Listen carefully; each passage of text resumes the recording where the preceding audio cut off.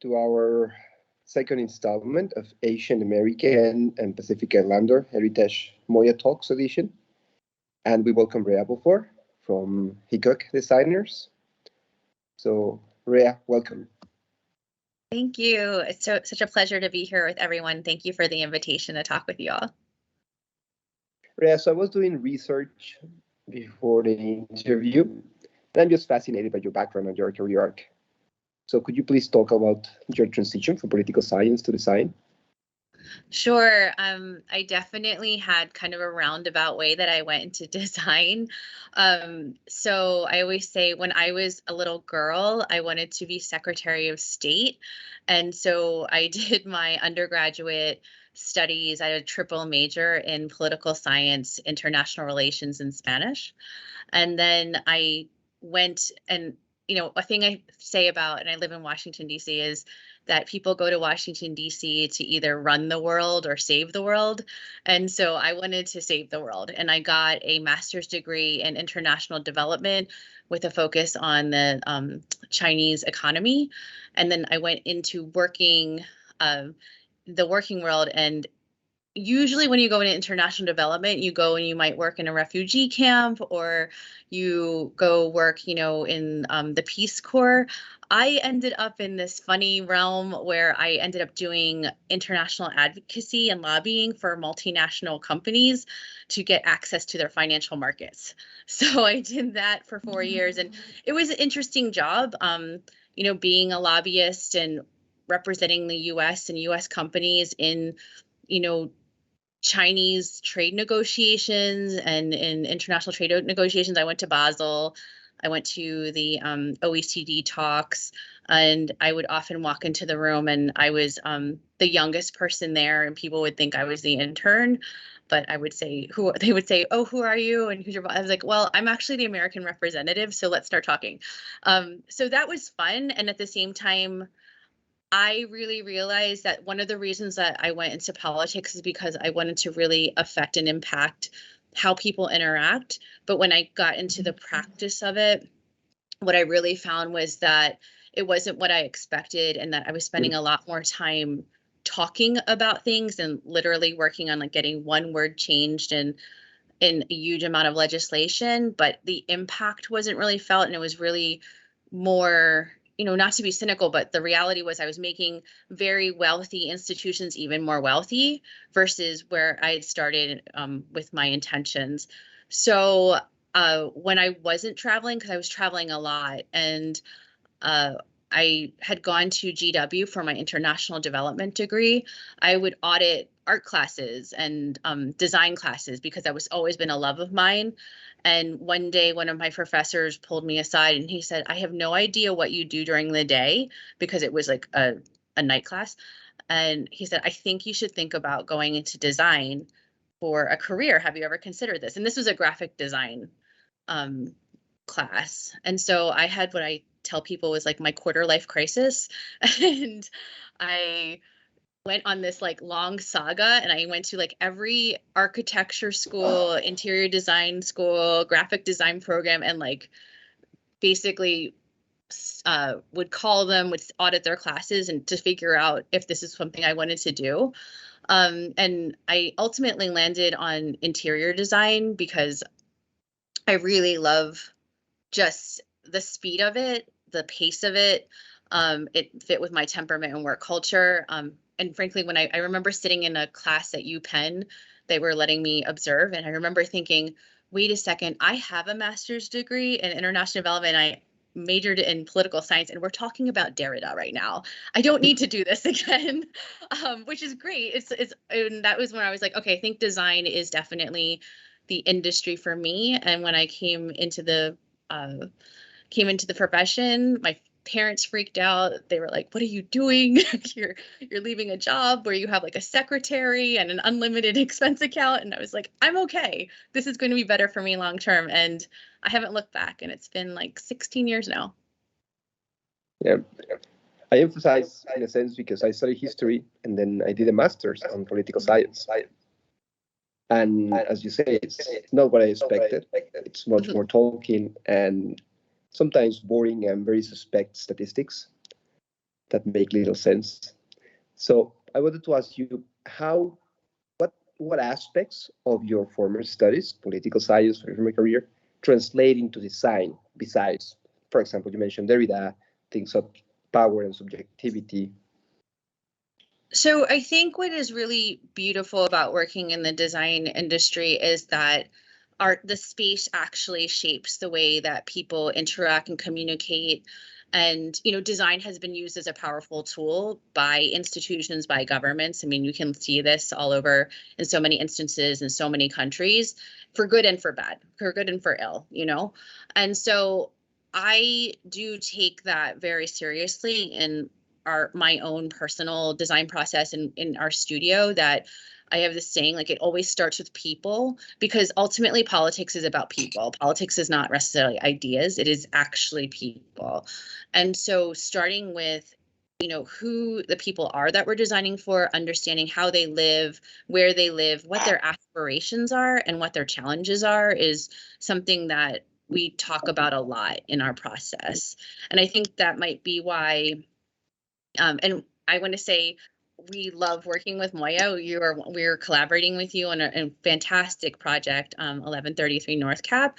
And what we love about that project is that it is, multi generational. It will be mixed income. It's in the center of the city, and talking about how all of those different communities and those kinds of people will be interacting and living their lives is very political in a lot of senses. And it's in DC, right, which is itself a political city with a high diversity. So I would ask you, since this is Asian American heritage specific, I want to ask you, how do you self-identify in terms of cultural background? So I self-identify, okay, I'll step back a little bit. My parents are from the Philippines, and so they emigrated in the 1970s, and they emigrated because they were fleeing martial law, because at that time that president he was a dictator, President Marcos. He declared martial law, and so clamped down on a lot of the liberties of the Filipino people. I was born in this country, and I identify as brown and with a global majority, and I present myself as a woman. So I do think, while culturally my background is from the Philippines, I do really identify more with sort of the diaspora of many people from the global South. Did it play a part in you choosing political science as a study? I definitely think it did, although, it's funny. So politically, my parents are, they emigrated to this country. My mother is a staunch Republican, and my father is like a staunch Democrat. He joined a union. My mother has volunteered at the Republican conferences. So I have always had to navigate, I wouldn't say a centrist. I'm not a centrist, but I've always been able to navigate both worlds. And I say I'm probably the only interior designer that loves to read both the National Review, Foreign Policy, and Mother Jones, because it's just interesting to me, because I feel like looking at all the perspectives is actually really important, because then you're seeing more of the whole human experience and not just yours. And while it's important that you have your own perspective, being informed by all those different perspectives just makes it a richer experience. And how does this translate to design, and more specifically interior design? So I would say the way that it's translated in the way that we approach design, and because I do lead a group of incredibly talented people, and is that we like to collaborate a lot internally and with other partners, and we always actively seek the voice that may not always be heard. And while that might sometimes that sounds like, oh my gosh, that's so grand. I'm like, no, sometimes it's can we talk with the building engineer if it's a renovation? Because we know that that's not a person who normally gets a seat at the table. And we want to hear their perspective of if we're doing a renovation, what they see could be improved. Because while a lot of the it's just, I think it's important to have from the top to the person that might have the least perceived amount of power to have their input if possible. So I always say, like, there's this More thing hierarchy.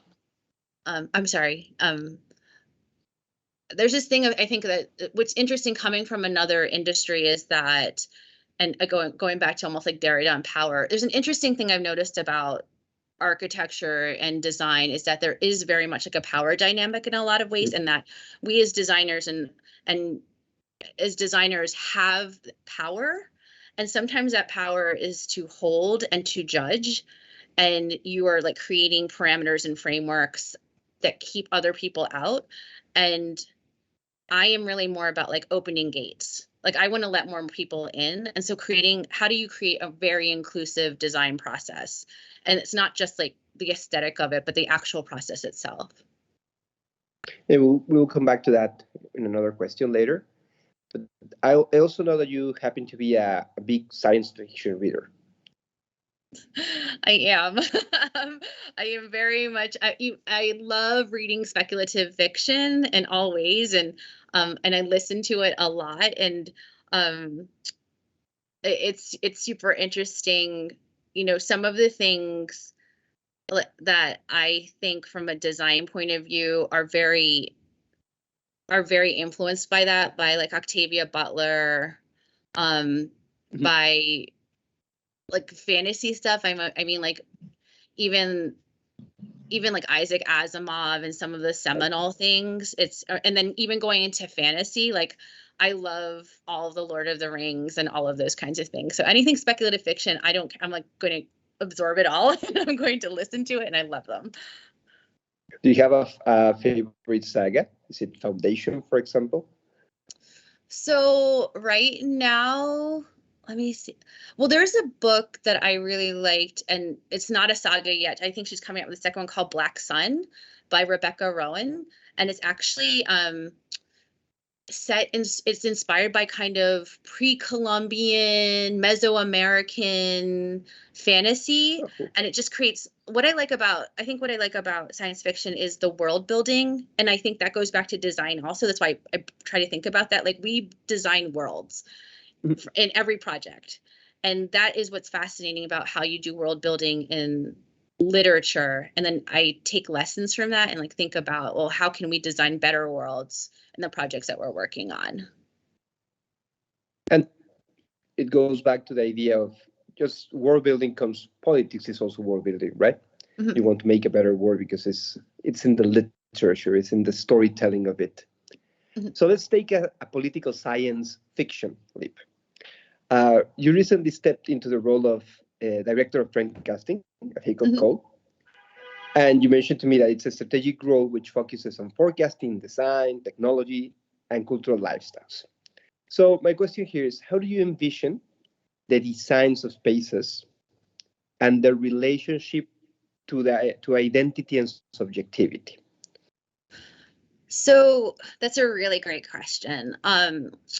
So the design of spaces in relation to identity and subjectivity, I think one thing that is super interesting is that we're navigating a world right now that is so in flux in many ways. We're navigating a world where we are rapidly moving from, you know, we've already been in a post-industrial age, and now we're moving into a world where we are going to potentially have a digital world and the real world working hopefully in tandem. And what does that mean from your sense of identity? Because right now people sort of talk about, they're like, oh, I have to curate my digital identity. But if you literally have an avatar that lives in 3 different worlds, because you have one that lives in Decentraland, one that lives in Sandbox, and one that lives on your LinkedIn, plus you as a person working in, you know, your real life and real body, there's a certain fragmentation that can happen. And so that integration is going to be really important. And I think that's where the design of spaces is what can help ground us as people.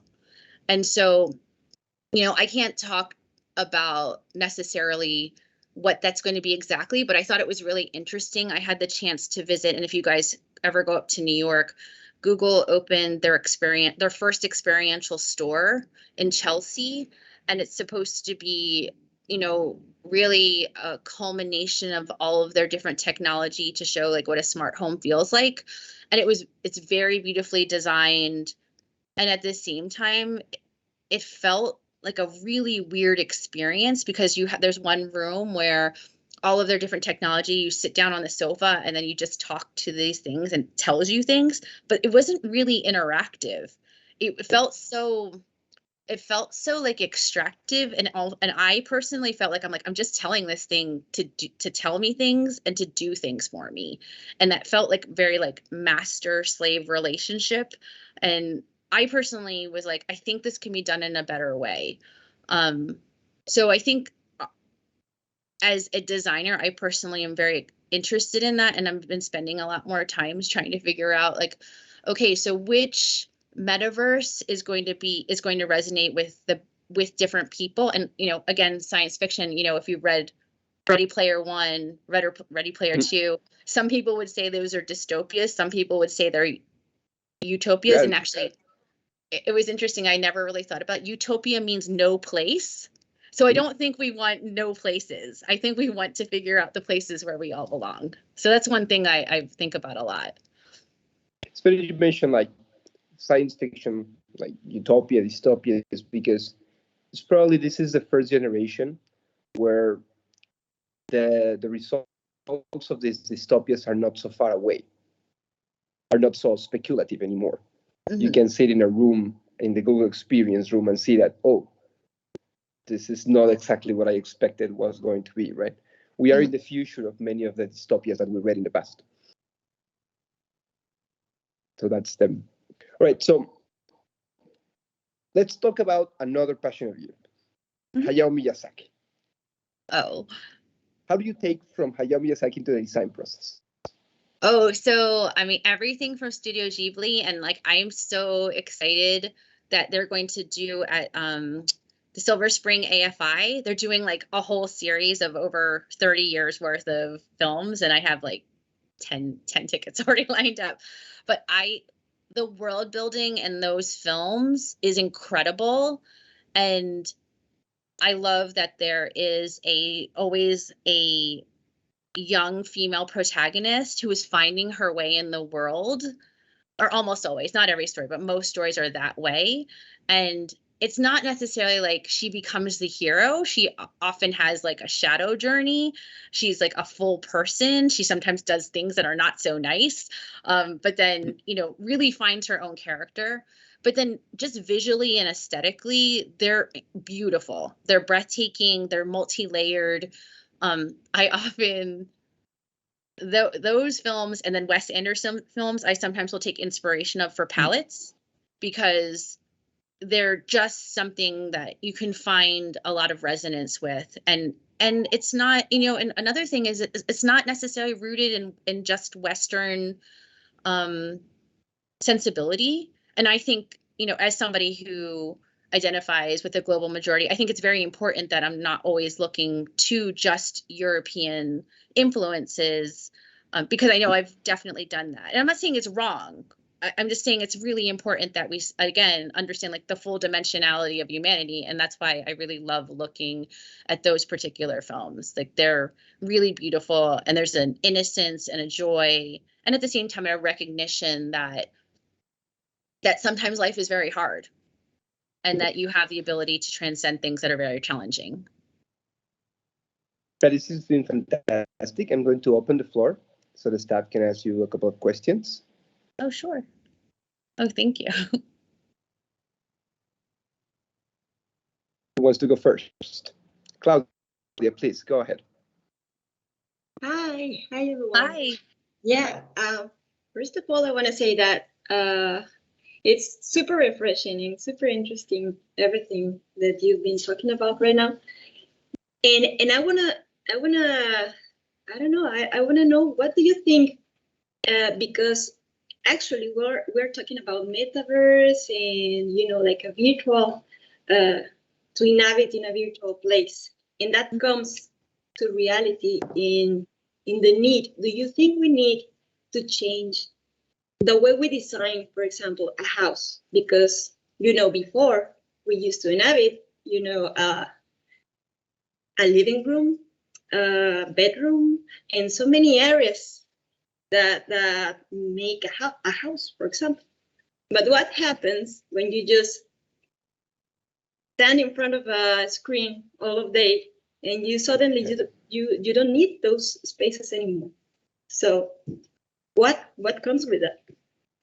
How we should design these spaces?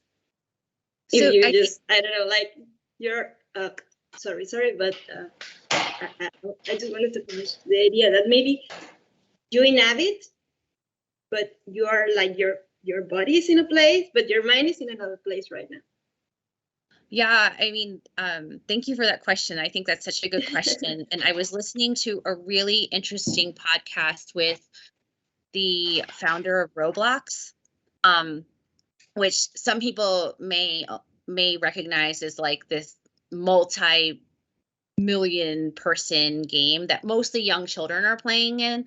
But at the same time, like they've developing this environment for 10 years. And it was interesting to hear him talk about it's actually a platform for creativity and interaction. It's not just a video game. And when you think about their average user is 12, and then they have 50 billion, wait, was it 50 million players on a weekly basis. And that's incredible. And when you think their average age is 12 and it's a global audience, not just like one country, it's a global audience. How is that going to affect sort of our future client or future, the future people we design for? And so if you want to get really dystopian, you would say, oh my God, we're going to end up like in the Matrix and we're all going to be like in goo with all kinds of like brain interface things going on. And on the other level, you can also think about it as a more integrated experience where, and I'm hoping we can go more into that, where it's more of a drop-in for a couple hours and you're meeting and interacting with other people. So from a space point of view, it might be for homes or offices, and we're kind of seeing this already. You might have more rooms just for those kinds of interactions where you're working with your AR or your VR reality. And, that might mean deeper buildings in some ways. It's funny, like from a biology point of view, we do need to have access to sunlight, to air. We need to be grounded in nature.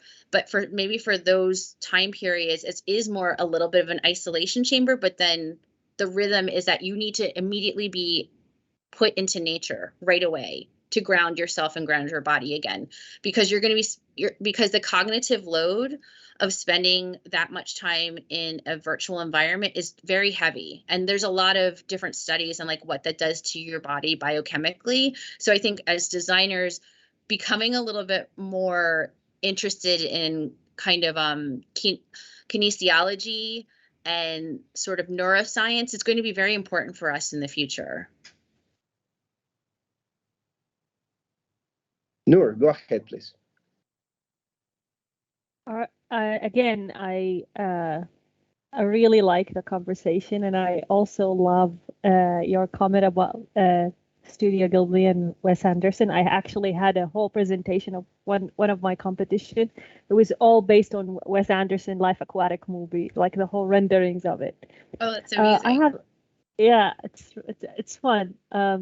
My question is, since you have a background in political science and you became a designer, and this is now as even throughout my school and after there's a lot of talk about the influence of design on politics. Is there actual influence of design on politics, of its non-existence? For instance, there's a lot of code and to follow in certain countries versus others, there's none. And sometimes these regulations are good, but in other times it's actually marginalizing other communities. And there's always a struggle for us as designers. How can we influence political decisions? So do you believe that it actually exists? And if so, how would it be possible? So it's funny, I have this like fridge magnet that says design won't save the world, but it'll make it look damn good. I don't know if you've seen that. And becoming from a political science background, I personally sometimes have a lot of frustration when there are very esoteric discussions about how design's going to save everything and we're going to make the world better, because the reality is that we actually need to do some different kinds of hard work where you need to like roll up your sleeves. We need to run for political office. We need to go to all those community meetings. While they may seem boring and tedious, that is where the change happens. And so in this, I can only really speak to this country. I'll be honest, I don't know as much about other countries and their governance in regards to design. But I think that when we want to make changes, and I do think that this country tries to be more inclusive, I think our accessibility laws, like while as a designer can seem like very constricting, I do really value them, because when you go to Europe and you see that, or you go to any country and there's only stairs, I always think about like my 75-year-old dad who had a stroke. He's not able to navigate that. And so being in, this industry, it does feel like we have a certain amount of power, and it's the choices we make in design. And then also, if you want to see it more formalized, then we have to collectively work together to do that, like kind of more boring stuff, which is go talk to legislators, write legislation, put it in front of people. And there's a certain amount in like design. It's again, designing a system and not designing a space, and designing a culture, designing a legislative framework. And it's just a very different way to kind of approach the power of design. I don't know if that answered your question, but that's kind of what I like the phrase designing a system more than designing a space. It actually makes more sense that way. Thank you. Thanks for that question.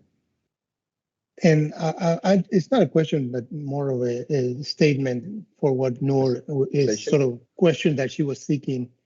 I advised everybody that wants to change the politics aspect of design is to get involved in rewriting codes, in participating in forums with jurisdictions. I was lucky enough to work in those, and they're very rewarding. And even though it's like a little grain of sand, you still put your soul into it, and you can sway change in some way. So the DCBIA is the advocacy and lobbying arm for the District of Columbia, and that's where I live. So I know that they're always looking for people to serve on committees. So if you're interested in doing a little bit more policy advocacy work, they do really great work. I'm personally very involved in ULI, an Urban Land Institute. So I think for me, it's a way of, talking directly to people who have a lot of power because they're developers or landowners, and working together collectively on different initiatives to change, to shape spaces, to shape not just spaces, but communities at a larger scale. And that might sound funny because my formal training in design is in interior design, but at the same time, I think because of my other kinds of education, I just have seen that there's another route that we can use design thinking to kind of shape, larger communities.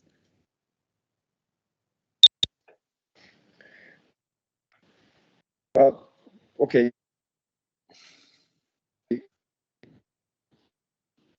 We have time for one more question. Oh yeah, I have another question. I can take another question if you guys have time for me. Go ahead, Pablo. Hi, well, thank you for your talk. I really was amazed about the scope of your themes and the wideness of your mind set. You really. But I had that. Sorry. Oh, can you hear me? I can hear you. Oh, sorry.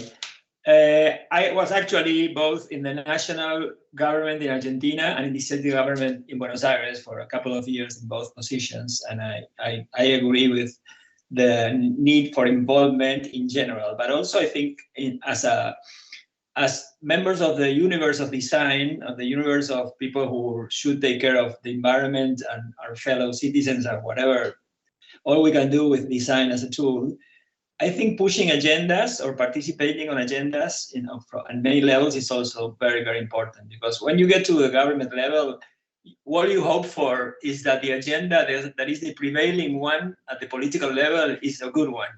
Because in the cities, in the 50s and the 60s, we erased almost entire cities in America and Europe. And while they were stopping doing that, we imported that system to the other countries, and we did the same, even though in the original countries this was known as a bad thing. So I think it's important that we also not only do our design thinking and design activity, and as Fede said, participating in boards and participating in putting together code, but also pushing specific agendas at every moment. No, I think for me, at global level, the UN Habitat agenda is a great place to start. But basically, at every level, there's gender agendas, there's inclusion agendas, there's environmental agendas. So I think and sometimes we are shy about talking about this with the clients. And we talk about the sustainability things as some kind of decoration or something we maybe think about, but we don't really do it. So I think that's a very important challenge, and I think it's present in your presentation too. So thank you. Yeah, thank you, Pablo. And I can give one concrete example where I actually pushed a client a little bit more. And so again, when we talked about identity a little bit, so I had a project, and it was a luxury condominium project, and they named it Pierce, and the whole design concept was this like elegant, slim, sophisticated design, and it had kind of this like beacon of light. And also the main architect, she was a woman, and then I was doing the interiors. And so when they named it Pierce, I was a little bit taken aback, and I talked to the client and I said, okay, that's a really interesting idea. They're like, why did you pick the name? Like, we just liked it. So I turned it on its head and said, okay, who is Pierce? Pierce is a sophisticated, bold, educated woman with discerning taste. And then we took that and rolled it into when they had a very large budget for art. And so I worked with, I don't know if you're familiar with La Tela Curatorial, which is a woman-led curatorial and gallery based in DC. And I talked to these amazing women, and I said, I would love to have only women identifying artists represented in this collection. And because while women are 50% of the global population, we are only 2% of commissioned and exhibited work in the museums and the commercial art industry. And that is a shocking number. And then when I talked to them about that, they said, you're the only person who's ever done this. Do you know that this will be the first building like in DC, in the DC area, to have a permanent collection that has only women identifying artists? And they said, I didn't know that, but you guys are going to make it and create it. And when I talked to the clients about it, they were like, oh, that's a great marketing hook. And I thought, okay, it is a good marketing hook for you. It's also important work for just in general. And so and thank you for letting me share that story, because I think it's like just a way for whichever projects you're on, to Pablo's point, having an agenda is not necessarily a bad thing. And having an agenda besides our own, design concept that is aesthetic is super important, because again, it's more about designing, the culture, the world, the society that we all want to live in. Beautiful. Rhea, this has been fantastic. You have been super generous with your time. Oh, we really well, thank appreciate you. having the opportunity of talking with you. Yeah, and you guys have been generous too. It's wonderful to meet you all, and I hope we get a chance to, as I said, our collaboration together on North Cap has been amazing, and I hope we get to collaborate more. So I hope we get to, meet in person sometime. We should, have like a mixer. We invite you over to our office, or we'll come over to your office, because I think that's another great thing about our community and design, that everyone's so open. So thank you again for inviting me. It's been a pleasure. It's been a pleasure. Thank you, everyone. See you next week. Thanks so much, Rhea. Thank you. Bye. Thank you so much. Bye. Thank you.